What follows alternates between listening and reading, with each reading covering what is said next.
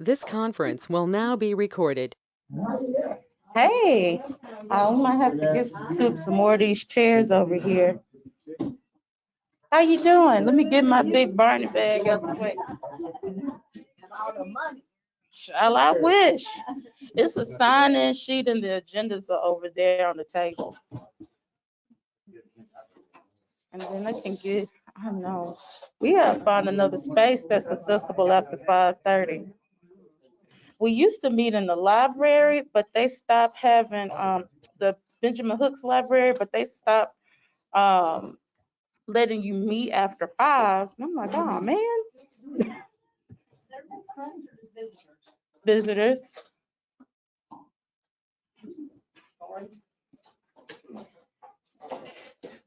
Hey, how you doing? I'm good. How you doing? Oh, okay. Huh? Just for you.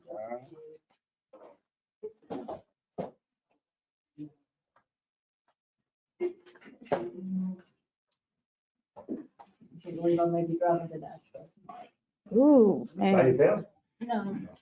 Well, at least you won't be by yourself, but that's still no good. And then you said the flight is at 7 a.m.?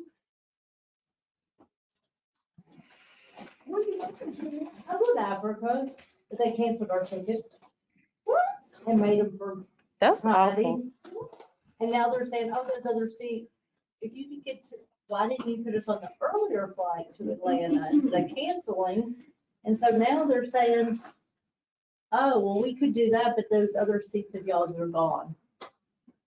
Really, my tickets I paid for. Ooh, wee. Welcome to the United States. No. Okay. Mm-hmm.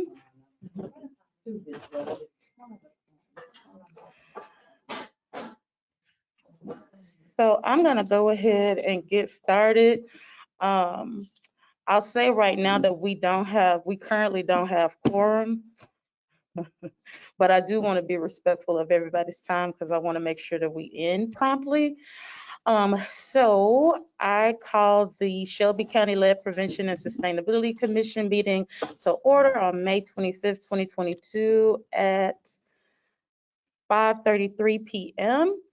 We'll go ahead and begin with the agenda.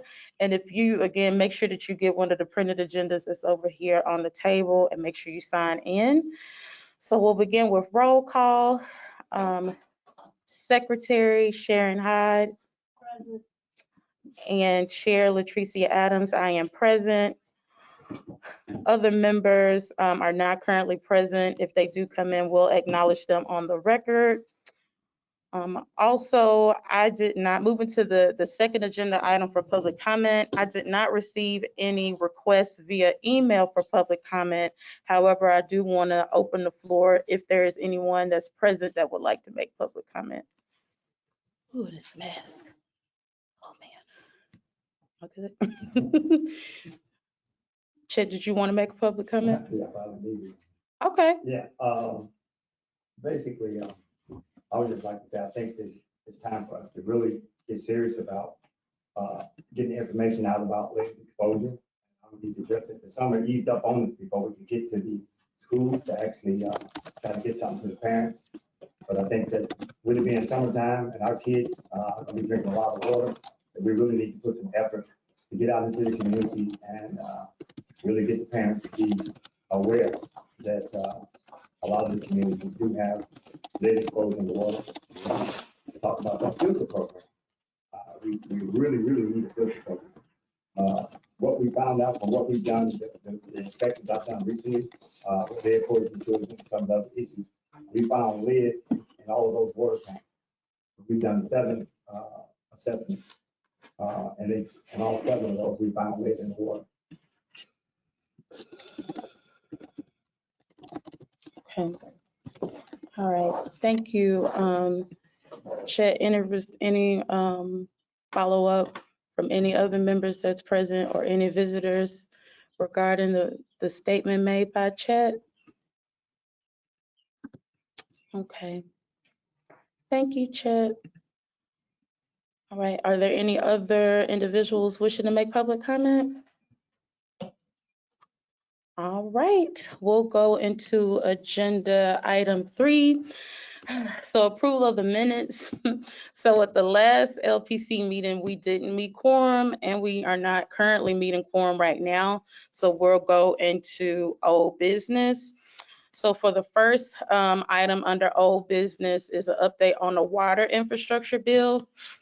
So back in December was the last meeting that the Water Infrastructure Advisory Council met, and that was to finalize several things. One is to finalize the amount of money that will go through the various counties throughout the state of Tennessee.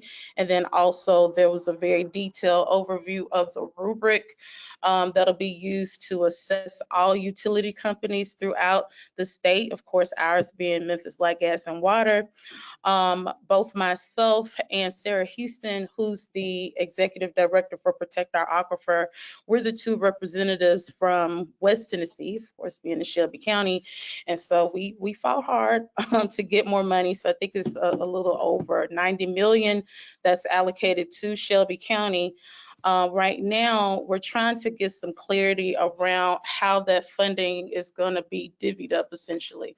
So some of the money will be allocated towards lead pipeline replacement, but where it gets a little bit gray is around what will happen on the residential side. So we're still trying to get clarity around how, with the money that will be allocated for lead service line replacement, is there going to be an amount that's provided for the residential side? Otherwise, that's counterproductive. We have been, so the part of the money went to the county. The majority of the funding did go to the city. It's still not clear what the exact numbers are, but y'all probably don't, y'all know me long enough.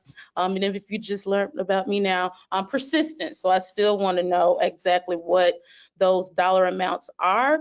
Also, we've been pushing for just an assessment of what they think the cost may be, because we also brought up that we are fearful that it's still not going to be enough. And if that's the case, then there should be some advocacy work done, even if it has to go through Cohen, for example, with a congressional appropriation, something to make sure that we're still on track to get these service lines replaced. So any questions on that update? Well, what I'd like to say is what we found out, you talk about like gas and water changing their water. If they don't address what's going on with the resident on the other side of the meter, that's gonna be really critical. I've done one and we're gonna do more next week. I'm gonna start going behind light gas and water. I went behind light gas and water about 2 days after they changed the latest bed water line. And that's the one that read 1100. We got a reading of 1100 out of our hot water tank. Is that the lady we referred you to, or is this somebody else? Now, this is one that light gas and water, they use for me. Oh, This okay. was a house that had been done by light gas and water. And they had just finished it about 2 days before I did their assessment. And the water read at 1100 parts. But what I asked her exactly, what did they tell her, how serious did she think it was? And she said, well, they just gave us water filters and said it was just as a precaution. That is not a precaution. That's what we got to get out. What they're doing is work at. There needs to be some really awareness that there really could be an issue. So what I do plan to do, I talked to Nick another day, and I asked about that. I'm gonna actually start going out to places where they've done the lid removal and see how many of those people let me do samples. So if we need to prove it, and I guess one of my real issues is that it's hard for the government, anybody, I won't say government, some people to know what we need in Memphis if you don't know how serious our problem is. So if you don't know what we up against or what we've been up against or what we're dealing with, it's hard for you to understand why we asking what we asking. When you mentioned Cohen, I think that would be a good person for us to approach about making sure that they push more money to Memphis. Sure, some other people need some money, but I don't think any city in Tennessee is going to be able to show that they've been through what we've been through, and that the record speaks for itself of what we've been trying to do. Do you mind, Chet, if I ask what part of town? Right off of Airways. Is that the house where the lady called me and I referred her to you? I think it is. Okay. Is that Orange You refer Man? to me, so I have to, doing good. Yeah, But I but I think it think is. my gas and water had given her a letter, and then, so I called you. Right, okay. Okay, because I was trying to see, like I was telling her, we, Well, then you gave me one over on Macklemore. Okay, yeah, but I gave you the one in. and, oh, no, at work. Okay, okay. 38114, okay. That was 11 what? 1100. Ooh, 1100 Jesus. parts. Yeah. Mm. Are there any children in the It home? was a baby that came through the door. It was about 3 years old. It was going with her daughter had picking up the baby. Cause she was saying that the baby, cause I was telling her she be on the lead program. They said, well, no, they don't live here. And I don't have any kids that live here. Then I seen the little baby come out the door. And I went back and told her, I said, well, they don't live here. They visit you. And then Yeah. I told them, don't do anything with your hot water. I mean, taking a shower, yeah. But other than that, and with the water, I told her she really need to use that filter. Do you know what type of filters they Yeah, I distribute? tested them. The filters work, but they're very small. You can probably only get 2 glasses of water out of them.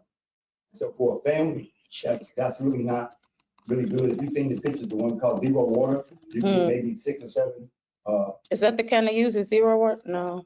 What they using works, but it's small. And that was Okay. another thing that I think needs to be talked about, is that you gotta be realistic to that some of those people need more than one, or they need to make it where they can buy them inexpensively. Mhm. We call zero water. Zero water said that they would sell them to us cheaper than what they sell them at Home Depot. But I was reluctant to jump up and we be the ones to buy them, because I didn't want to look like we as a nonprofit trying to make money. But I was trying to encourage like gas and water, or maybe that's something. Yeah, I know you I was gonna buy get 50 of them. So Zero. well, now you hadn't put me there. Zero water. Okay. And those are good. Those are the ones, when we were still doing distribution of filters in Flint, those zero water Zero was water. one of the vendors. Yeah. And I tested like gas and water stuff. It worked well. Zero water Okay. worked well. Because I made up a real heavy batch of lead water, tested it, then sent it through the picture, and then tested it again. Now, how long it does it, and then they don't give the people the 2 filters. That's another thing about having a filter program. And by you being associated with Flint, they kept the filter program available. They actually trained some people in Flint to actually go around to the people's houses and show them how to change the filter. Just go and talk to them periodically. Mhm. So I think we really got to show the need for a filter program, and that's kind of what I feel like we're about to do. And with the help from the Black millennials from Flint and the Department of Defense Fund, we have some resources. Okay. This is good. Okay. Let me pull. I was thinking too that, if we are able to enroll and be a homeowner in our program that has lead and water, we could possibly purchase one out of our health homes fund. Because, our health homes money is so small, we don't have enough money to go in and replace the lines. Right. But just the filter, giving them a filter and an awareness of it would be the key. That's what I think is the main thing is that they at least they know that you really need to use these filters. And that's the thing. I think, the lead poison child we visit, and once the people knew that it was in the water, although they had other issues, they knew not to be drinking that water. How long do those filters last? It depends. It depends on the area, how much rust comes through, how bad is the water. The water. I did one today that where the lead poison child was, and I took the thing off the faucet just to see what was in there, and you can see little particles. I don't know if they were lead particles or not, but you can see particles in there. So that means that a lot of times you'll get trash in the lines. I guess I can tell you, you'll be surprised what gets in those main lines sometimes. They get a break in rocks and different stuff get in there. So it's different stuff that get in the line. Okay. It would have been nice to know what the lead levels were in that water he prior to. That's what I'm. Yeah. Yeah, you're right about that. That's probably what but see, I've been being straight up with I guess the word the whole time about what I wanted to do. I didn't do anything sneaky. You know how long you and Sharon both know how long I've had that device to test the water. I've been trying to be on their team. Let's look at this before it happens. And so that's what I want to do now. I actually want to start getting out there too. And I met with them and told them, met with the young lady, a female was over that group. And so she's gonna let me know the next batch that they're gonna start on. And I wanna see if I can get them to send a letter. When they send their letter out, send a letter, let them know that there's another group working with us for the community, community group. And they're gonna come out and do some inspections, and, it's okay if you wanna do, but you don't have to. And I'd like to get some inspections and get some stuff pulled out them tanks before that happens, and then we can find out. But when you disturb the lead water lines and you leave, that lady you sent me to, they left the lead water line in her house. She got a lead water line on her side of the meter. And that's what EDF was, so just for transparency, the Environmental Defense Fund reached out to both the commission and to my nonprofit, Black Millennials for Flint, essentially around partial lead service line replacement. And so I tapped, of course, the guru over here, Chet, to provide some insight to them. And so they were able to give some preliminary funding so that we can do a pilot. But this is also really useful information because essentially it's a lot of nuances that's not really being addressed that I'm really concerned about. And I think that we can bring that back up. And Back up to them. The chart about where their water lines are, with like this word put. Remember this, they not telling you, they don't really know, they ain't telling the truth, they don't really know where their water lines are. For over 3 years, they denied, they told us they didn't know the records, what the records were. And the records they have are from the early 90s. Well, they found them supposedly under the desk after the guy at Channel 13 exposed them, and he went up there and talked to Dr. Edwards. Dr. Edwards told him any city that doesn't know where their water lines are in violation of the federal law. And about 2-3 days later, they found something. This is true. I mean, Yep. There's a document I've been working with EPA, so I ain't making none of this up. The fact that they didn't really know, and then they told us they didn't have any lead water main. I have friends that worked in the water department. They told me, Chet, that's a lot. They do on Parkway. Well, when they got on Parkway, they admitted, oh yeah, it's a main over here. Well, you don't know where the lead water lines are. Why don't you talk to the older guy, the people who was there? They were there when I was there, and they were telling me there's lead mains over here, lead mains over here, lead mains over here, and there's a lot of lead water lines.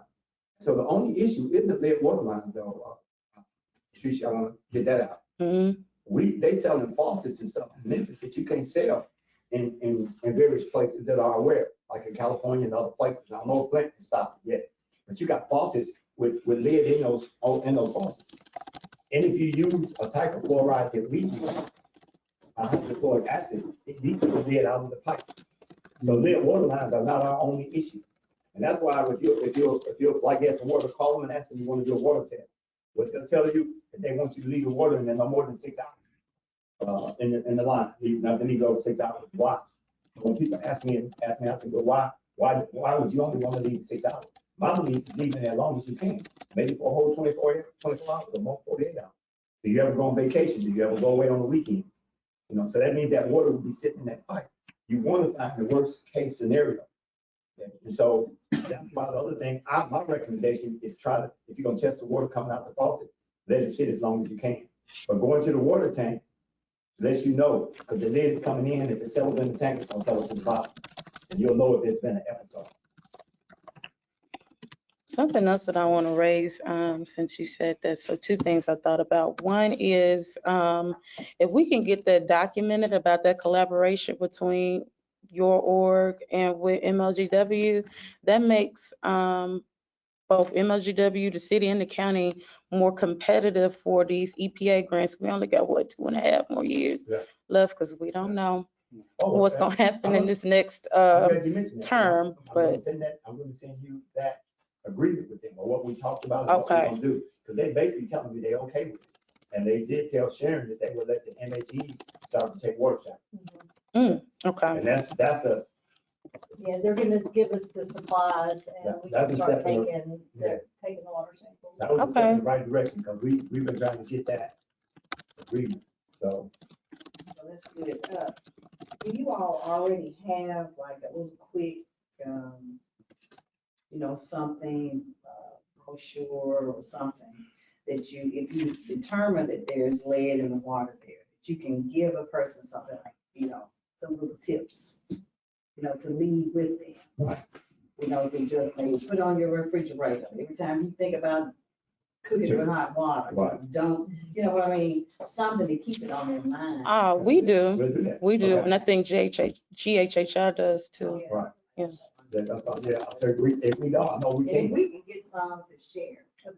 Okay. Our people would be happy to leave them Okay. that when we leave them the lyra and the other Yeah. information. And that's the information we got to really get out to the community. And people need to know that their community has their water lines. Because if you got a lead water lines on this side of the street and one or two over here, that means at some point, all of them had their water lines. And like that, the water is only replacing from the street to the meter. What I asked them, can you tell me which houses where you did your thing, but the other part was left, but they don't keep a record. Yep. And then I asked them, can you tell me what customers you know changed out their side when you changed out your side? They don't keep that either. And so I'm gonna talk to her to see if that's something they can start asking. If they don't keep it, then they ask you, give us the information. You know, when I get with you, we can keep that at the GHHI. I think the more information we have about what's going on with that system shows everybody how we're really trying to take care of business. I don't want to go backwards, but I am going to ask, we had money for radon testing that we're not going to use. I'm going to see if we can use that money for water filters. Okay. Yeah, because that would fall under. Have they said you don't do it? Have they said you don't do it? Yeah, we do not have to do radon testing. We had gotten that approved, but now they've changed it. They want you to do them or you don't do them. You have to do They want you to do them. We just went through a webinar and said that the 2020 grantees, now you probably talking to you, we don't have to. But I did reach out to the state and she, you know, we could send a free radon test and we could just make that part of what we get to the owner. Okay. Well, thank you. That's real helpful because that seems to be a big priority. So Latricia, on the EPA EJ app, is that something we could get them to tell us on the app? Have you had your Yep. lines replaced? Mm-hmm. I was just gonna ask, so zero picture filters versus something like a bridge, Zero water. zero water. There is a zero picture too. I just being clear. There's zero picture and there's zero water. Yeah, zero water is the one I'm familiar with. I was trying to get the difference versus the one you hook up to your faucet. The water doesn't go through it long enough, in my opinion. Okay. And so what you can do is we can actually do a test. You know, we could, well, that'd be kind of hard, but we can make up a faucet. You know, I can make up a faucet and get some contaminated water and run it through the faucet. And then we see how much it takes out. So we can do an experiment to see how that works. But in my opinion, it doesn't stay in contact with it long enough. Pictures back. Yeah, the picture, because it's going through there. The picture is on zero water, the filter is about that long. That's a big picture, but it's about that long. So the water goes through there. And it takes out not just the lid, but it takes out particles, et cetera. Now, there was a house that had really high, that we actually put a system underneath the sink that went like all the way through the filtration. Those are so expensive. Yeah. That one you talking about had double cartridges and stuff. Yeah, it was that double cartridge, crazy. Yeah. It was the house on car, y'all probably. Oh, Sorry. You're welcome. You just mentioned the app, EPA, EJ app. Yes, so we have an EPA Environmental Justice Grant that is gonna have an app built, level where. Yeah, it's our, well, with the nonprofit, we have an app. We piloted it in DC. So we've been waiting for this money to drop so that we can go ahead and tailor it so it can be expanded to pick up Memphis and Shelby County. I didn't build the app. Let me be, I didn't do it. Engineer did it. I didn't do it. Let me be clear. That's not my ministry. Okay. Listen, I was just saying today, as much as I do like with data and systems, you'll be surprised like what I can't do with certain types of technology, but you know. Okay, let me pull up the next item. Oops, I got too many tabs open. Okay, so update, this is item B under old business. So the EPA Collaborative Inquiry. If I could get Sharon, can you do a quick update on that? On the EPA, Mm-hmm. EJ grant? Or No, the, Oh, yeah. yeah, so we had a group. I was supposed to say appreciative inquiry. Appreciative inquiry. There we go. I need to fix So that. We met with, there was about, I mean, you were on a couple of calls, but we started back about a year ago meeting, and at this point, the appreciative inquiry is done. We do have a report from there that we can share out. And they have advised us to talk about doing a new group. And so that's where it is now, who would lead the new group. And our suggestion was for the Lead Commission to run it, just because they already have that political ties. It's already an established commission, and join with like the Lead, say, Collaborative. And so that's where we are now, and hopefully we can move forward on that. Okay. And my question about that would be, are they in favor of that? Is that the governor and the people want that to be combined? Well, we don't interface with the governor. I mentioned the governor because Okay. you can technically, and I doubt that they would be approved, but you could potentially go through a state senator or rep if you wanted to get an appropriation from the governor, but I really doubt it because they already got that water infrastructure money. So they're probably not going to allocate anything for a real long time. I would say whatever the plan is that came from the appreciative inquiry, I do think that locally, like, so, yeah, locally, I think that, it's critical. So that was, y'all remember, I let everybody have it, but I'm like, we need the elected officials on there consistently. Right. So not just, Councilwoman Patrice Robinson, but like other people too. And other people from, all the respective agencies. Right. Like it can't just keep being like y'all that show up. It has to be everybody that has a stake. And so if that's the case, it's gonna have to take like the mayors to like buckle down and say like you must be present, like you must do this. Now I will say, I think on the county side, because this commission was, because of, Mayor Harris, I feel confident that it could be favorable. Right. Now, on the city side, I don't know. That's Right. also not my ministry, so I don't know. So So we might need some allies like on that side. I've gone before city council before, and they immediately will shut me down and say, "Oh, take that back to the county." And I'm like, "Y'all, that's not how this works." Yeah. But Okay, well, you answered my question. I wanted to see if that was, the county was in favor of it. So that's who we hook up with. yeah, they never turned us down for anything around like And lead. the city may have to be drugged into it. They don't really Yeah. have much of a choice. When I say they either can be positive or negative, and I think I've shared with you what my thoughts is as far as what happens next. We've been talking about this for a long time. And so if the county is saying, hey, let's work together, and I'm glad that's gonna be positive, then the city can either be inside or they'll be on the outside looking in. So I think now it's time for us to keep moving forward. Yeah, I know actually in the first draft of the resolution for this commission, the pitch was for it to be a city county joint commission, Right. but they were like, they didn't think that it would pass if it had the city on there and it would have to go through too many hoops. So I don't know. Well, a positive thing City happened side. with the city. With Light Gas Water telling me whatever I need, they was gonna give it to me, whatever I need. Yeah, to do. they've been positive, MLGW, as of late. Yeah, that's what I was saying. As of late. Ms. Good has also made clear that she's having talked with some people because, I didn't keep secret from her about what my plan is if things don't go well. And we've been begging and showing and doing everything they asked us to do for a long time. You know how long it's been. So if the city is not gonna help us take care of our people, then, why? And the question I use a lot of times is why? Why did California file a lawsuit against the paint company? Why did the people in Flint have to file a lawsuit? I can go on and on with the why. It's because nobody would respond to what they were talking about. Yep. Okay? And so that's kind of where You are right there at the same place. Yeah. only a little I'm different with this time, you. though, so that the EPA knows how long we've been asking for help, and they know how long we've been trying to be patient.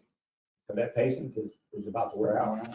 So what Yep. they're saying we need to do is do the Memphis Lead Elimination Action Plan, and that would be formalized the backbone into organization leadership of the alliance to move the work forward, educate the community and policymakers, identify and implement innovative solutions.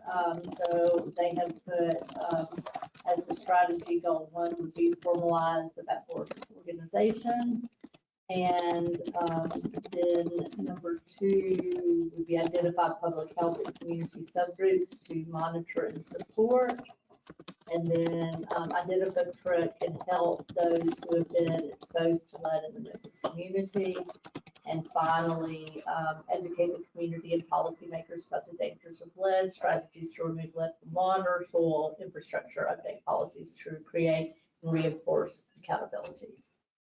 So on that, so one other thing that's going on right now is Katie Ramsey, who has a lot of knowledge with lead.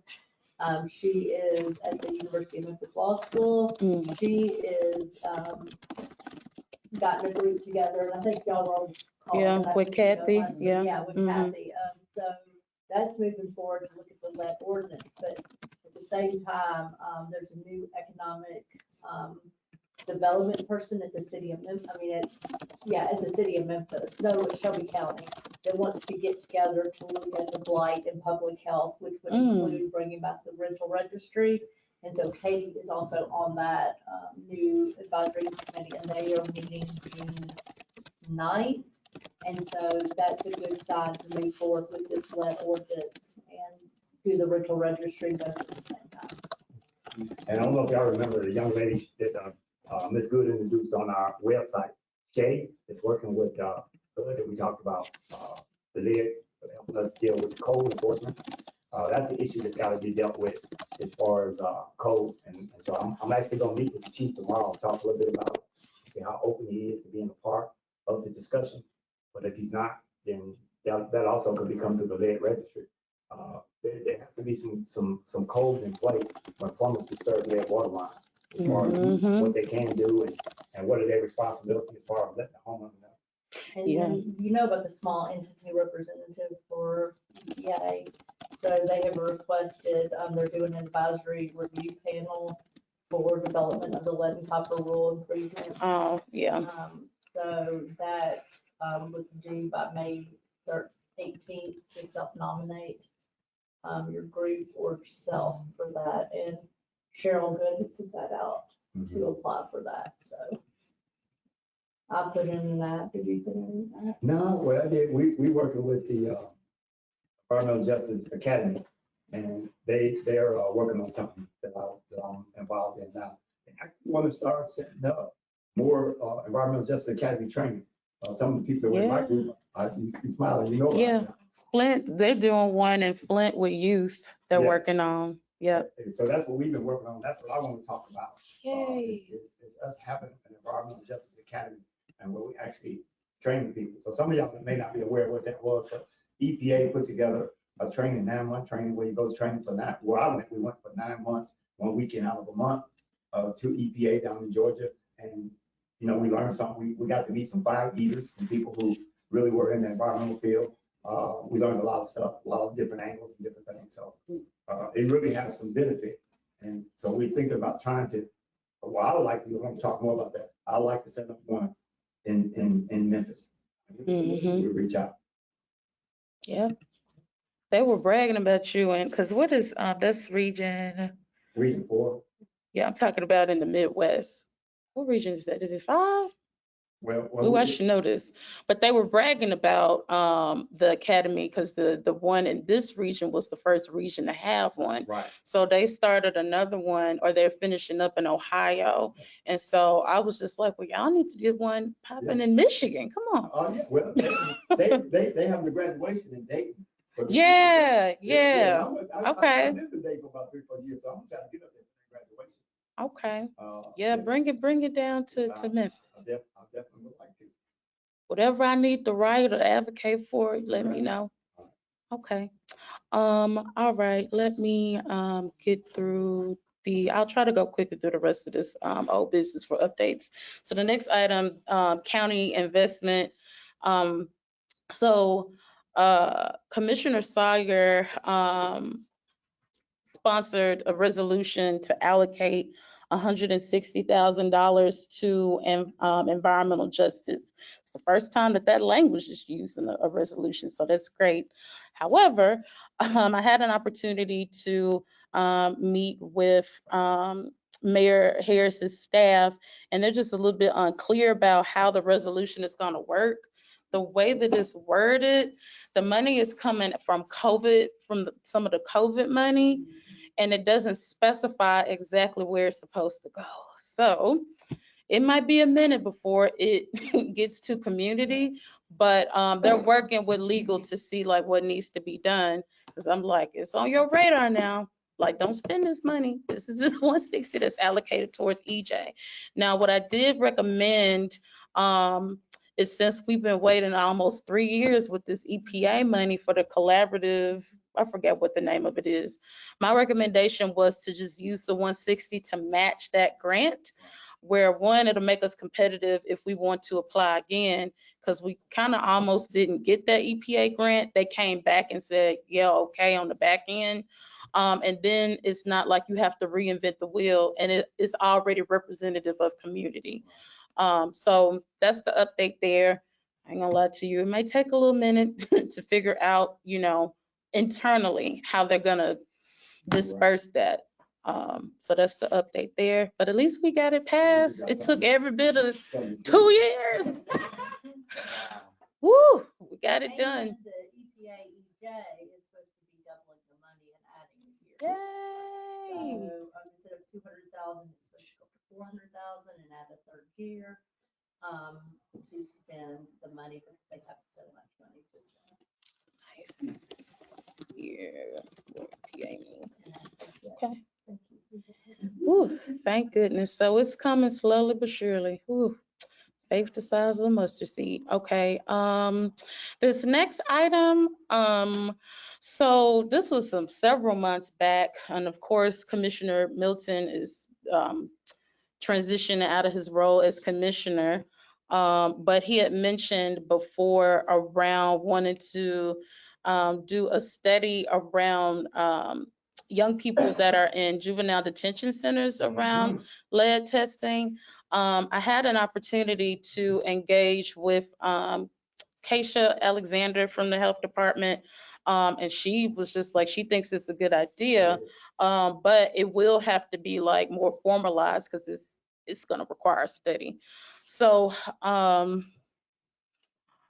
guess like a next step would be we can just straight up advocate and ask, you know, just I'm okay with going before county commission and stating, you know, that we think that there may be issues. Well, not think, we know that there are issues, and just request a study. But how that into that grant we're trying to get. One that we talked with Sharon the other day. I mean, with Kathy, you know. Oh, okay. With the 8 million, and that's for data. That's for research.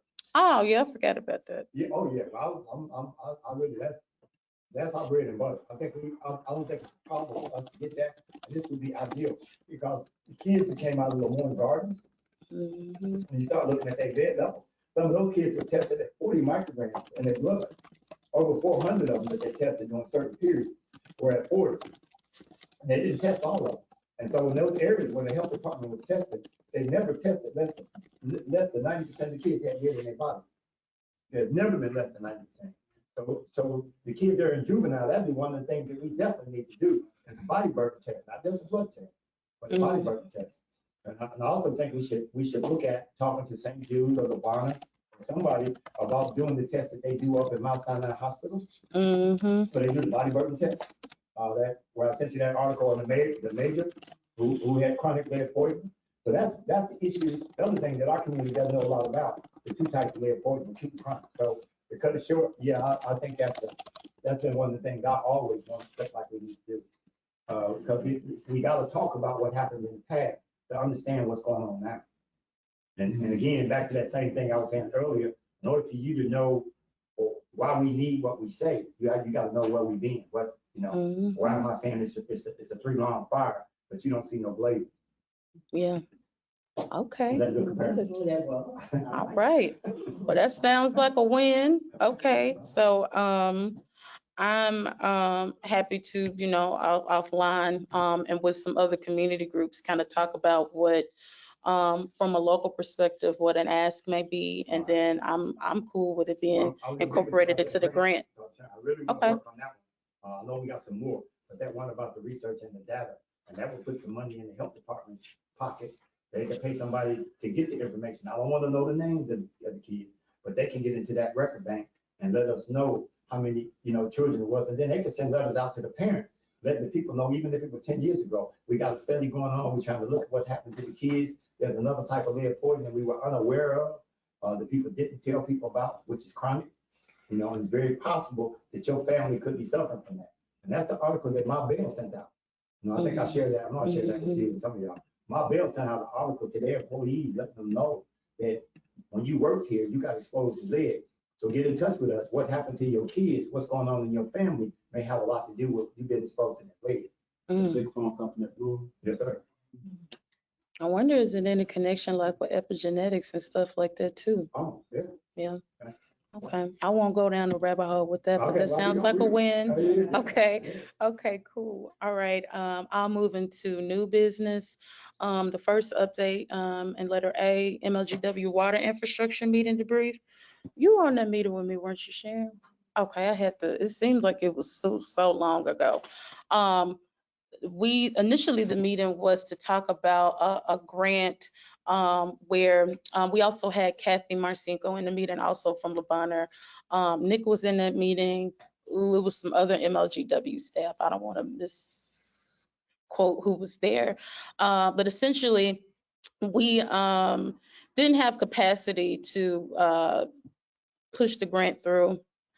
I think that we could have, if they would have been more responsive, because we have been trying for a month to get connected with them. And honestly, I think they were stalling, but essentially the grant, it was a lead specific grant. I honestly forgot the name of the grant now, but it just wasn't enough time by the time they connected back with us.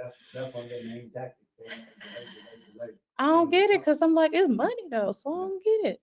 And we were like, we will help you. But nevertheless, what also came up in that meeting is what I addressed earlier about, I want them to give me just a ballpark figure.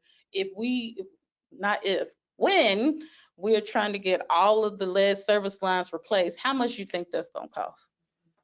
That's all I want to know, because I'm like, just ballpark figure, just like give me a number. I still haven't got it, but I'm like, I need that, because I can't advocate if I don't know, because what will end up happening, they'll say, well, you already got money, but we need to know, like, if there's a gap that needs to be filled. So that's the biggest thing.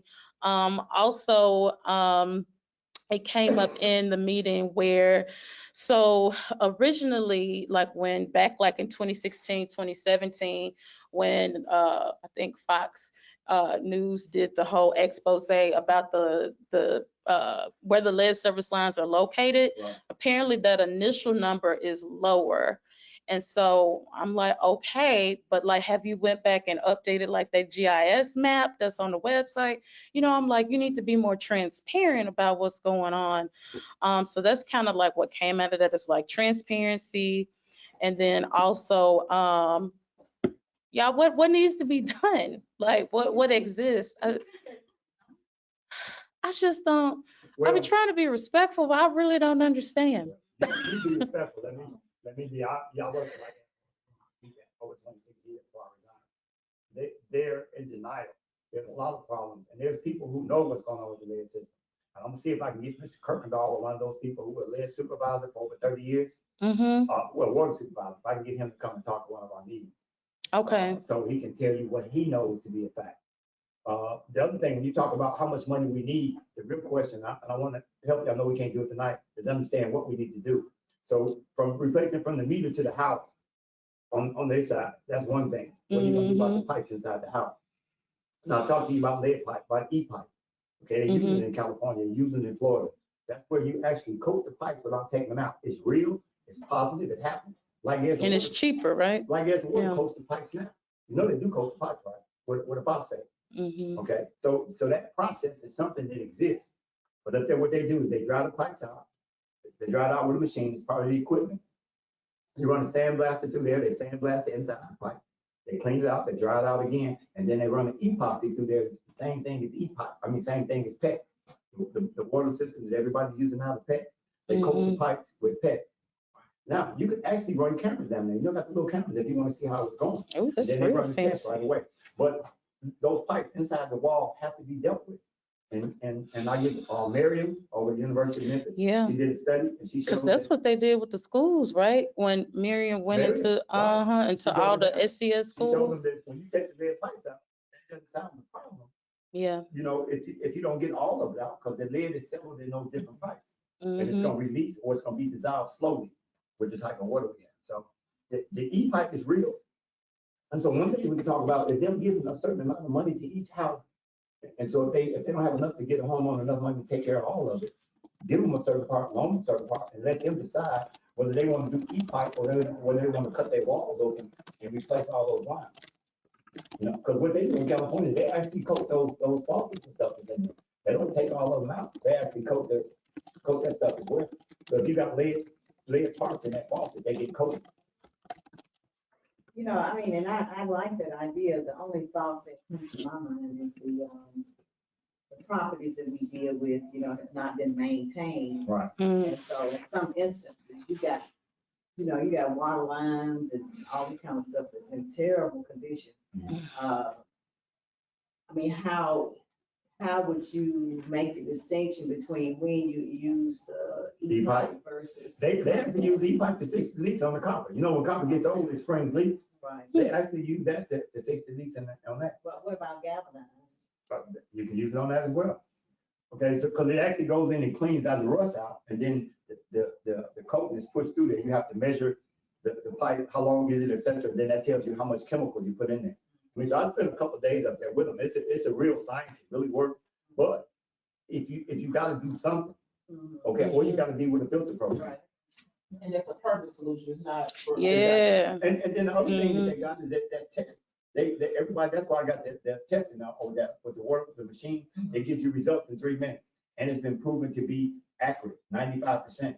They just can't do particles. So if you got big particles, the machine won't give you a good reading on particles. But if you change it out and all you got is lead, dissolved lead, the machine is excellent. And that's been reviewed by EPA and HUD. Okay. Lead smart. That's the name. Lead smart. That's smart. Uh-huh. Yeah, that's what you got to draw. Yeah. So even, I'm gonna try again to just give me a ballpark figure so we can know, what we need to advocate for. And then the biggest ask is we need an infrastructure plan. So not even just like with water infrastructure, all infrastructure.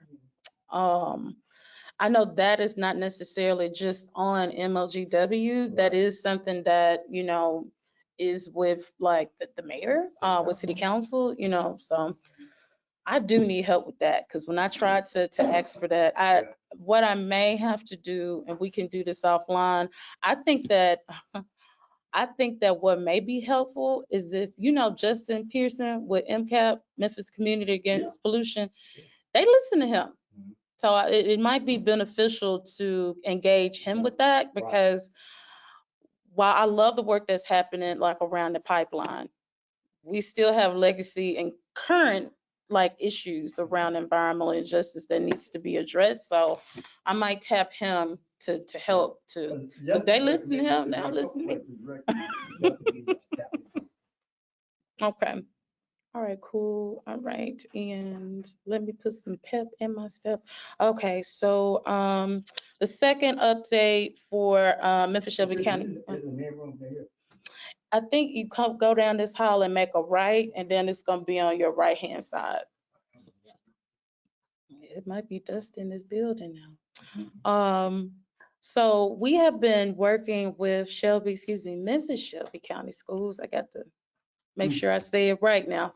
Around doing on-site blood lead level testing. So the same testing that they do at the like remote locations. So we probably won't be able to actually get that in motion until the next academic school year because school is about to end. We thought that we were going to be able to get it done in the spring, but it didn't work out that way. And they've had some staffing transitions, like at the chief level. So we're probably going to have to, so one of this commission's members is board member Stephanie Love. Y'all know she had a stroke.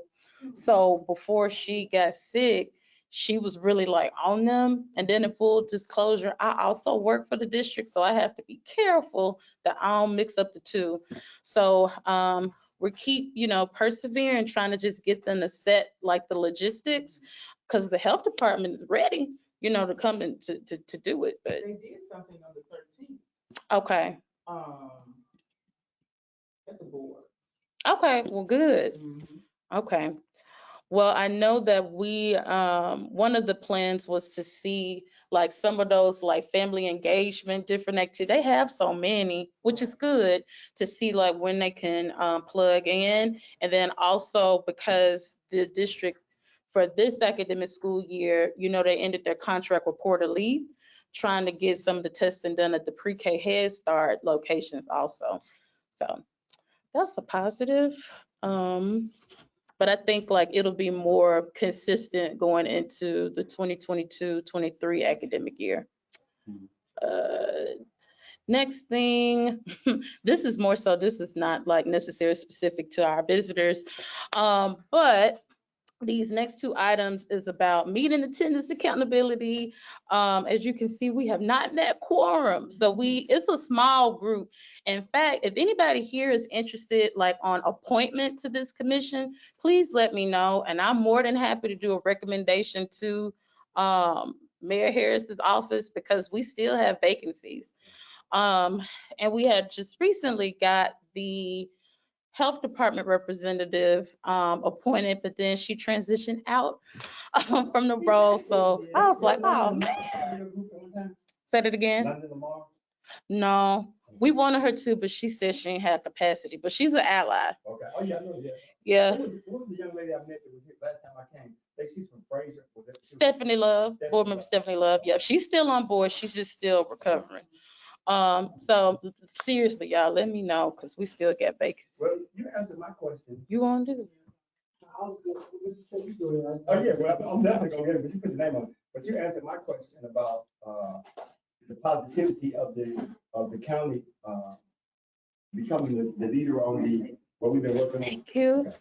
What we've been working with on the Appreciative Inquiry. Yeah, so, yeah, you want to be on there, but I'll definitely, I'll definitely be a part of that. Thank you. Well, I wasn't raising my hand to, well, Want to be on the commission. I was asking, what's required and what are you looking for, that kind of thing?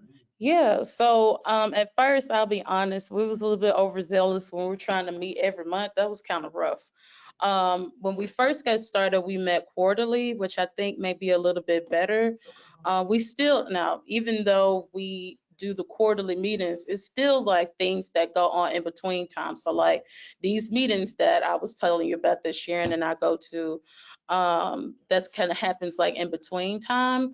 Also, it just kind of depends, but as far as the actual commission itself, there's at least 4 meetings that take place. As far as the appointment process, like you tell me, I'm like, cool.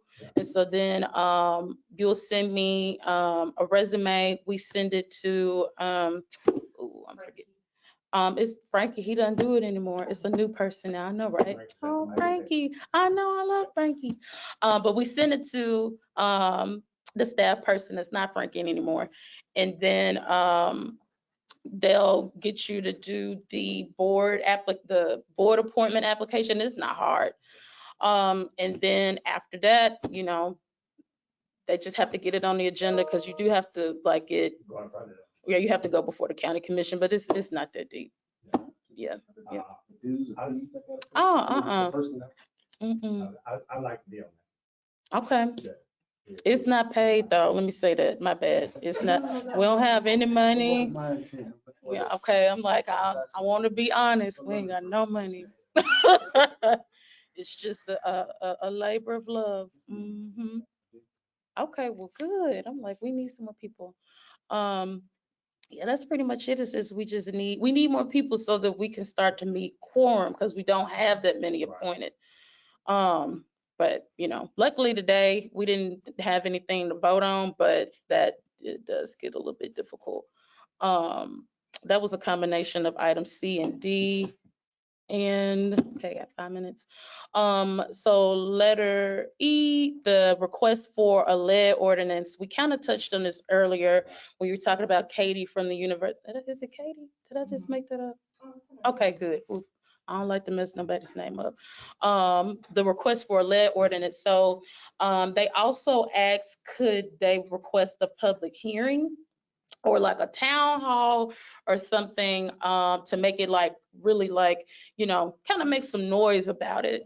And I thought that it was a really good idea. I did mention to them that this commission, like we can spearhead it, but it of course would have to take other like community stakeholders to also participate with it.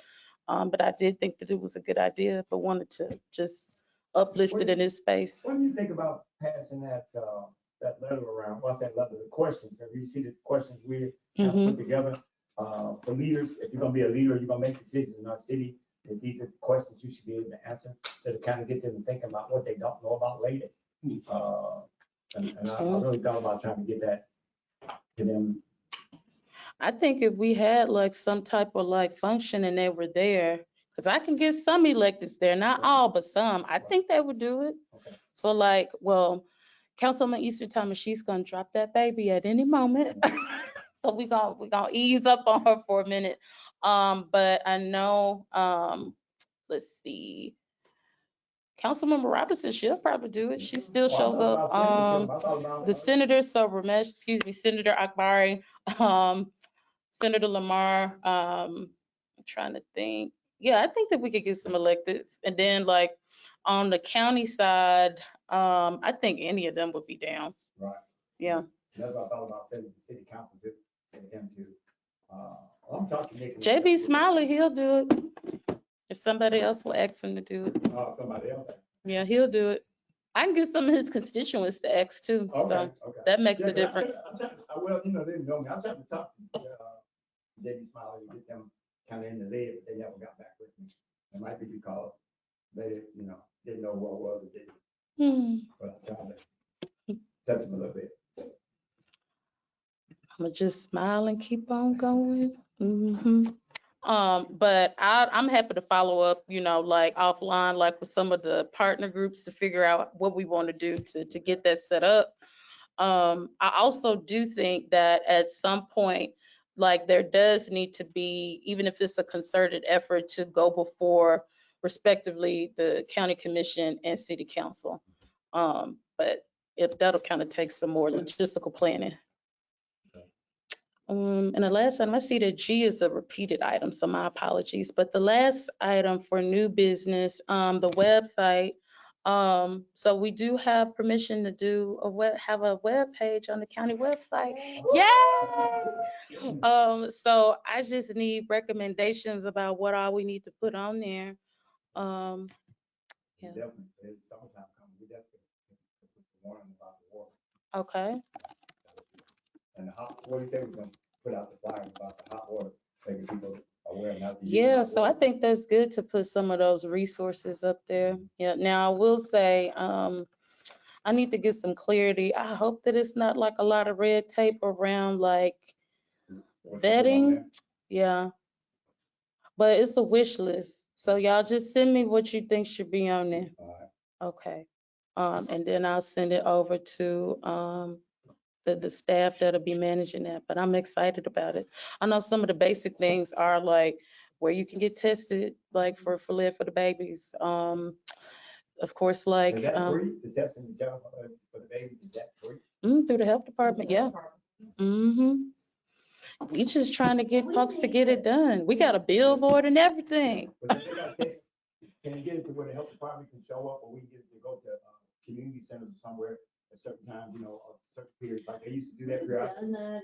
It's so hard to get parents to go to a fun event and then have their kids yelling and screaming and crying from getting a blood test. Yeah, So a lot of parents didn't like that because it kind of ruined the whole feel of the fun day. that's why we're trying to get it done at the school, because at least like, and I hate to say this, so the kids are used to like with COVID testing, for example. So they're used to at school, like maybe kind of, going through that process. But we would probably see 100 people and maybe have 3 that would actually get tested. Now, it's fine to be there for education purposes and have the stuff in case you do have somebody who wants to get tested, but not to put a lot of thought that a lot of parents will get tested, because they're just not going to. It's gotta go. That's one the board member loves. That's her thing. She wants it to happen at the school. We know for certain they're gonna be at school.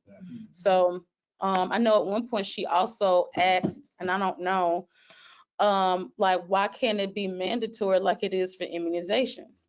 And there was some talk about making the 1-year test mandatory, and then it kind of went away. But on the Revisit test, Now you have to request it from your pediatrician. They don't even offer it anymore. when they're doing the school testing, are they doing the blood level and the ZPP? I don't know. I think they're just doing a venous. Yeah. Well, even if you do venous, you still can look, because you can look at the blood level or the ZPP. But we need to have that where they look for, they do a double blood test. The blood test you actually look for, because the ZPP tells you you've been exposed. The lead level tells you what's in the body. That protein, kidney protein. Yeah, well, the ZPP tells you you've been exposed. It doesn't tell you how much. I think because of the history that we have in Memphis, that when they do the blood test, from what I was told, now they're doing the blood test, they can do both of those at the same time. I can ask. You can do the lead level and you can do the ZPP. Because lead only stays in the blood for 8 to 10 weeks. So depending on when the child got exposed, if you're just doing a blood lead level test. That's very true, because that happened in Flint, because even if it goes beyond that, it's absorbed in your bones. Right. Then it gets invasive at that point after that. But I'll ask Keisha, like, what they do. That's a good question, because I don't know. Okay, so last item, so on announcements, I already talked about this. We still have the vacancy for the health department representative. We shall see. I'm not sure where they are on filling that position, because I think she's only been out for like 2 or 3 weeks, right? Are they looking for a doctor or are they looking for somebody with experience? Ooh, I don't know, Chet. That's a good question. I'm not sure. And it was a shock to me. I'm like, oh no, what just happened? But best wishes. I looked at that job description. I found it pretty interesting, but they're looking for a doctor. We'll see. Last thing, I know it's late, but I still need to get the annual report out so that we can celebrate the wins and what we need to do moving forward. But those are all the items I have. So we're just a little bit over. So I will end the meeting at the Shelby County Lead Prevention and Sustainability Commission meeting at 6:33. We don't have quorum, so we'll just end now. Thanks, y'all. And I know Sharon will be gone for a couple of weeks, but I'll be getting with you. We're going to start going through that, those recommendations that was made by EPA. Okay. We're going to start talking to the people, those groups